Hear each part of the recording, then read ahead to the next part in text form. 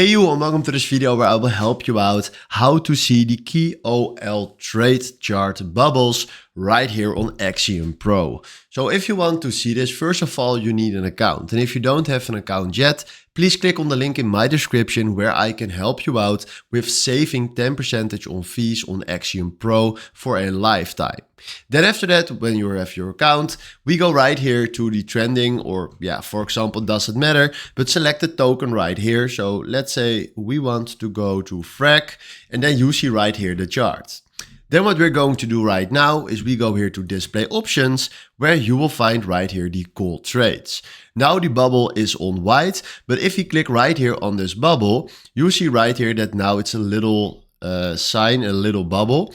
And if you zoom out right here, you see exactly the places where people or maybe groups bought their position. So this is how you can see the KOL right here on the charts. Hopefully this was exactly the video where I was looking for. Thanks for watching and have a wonderful day. Ciao.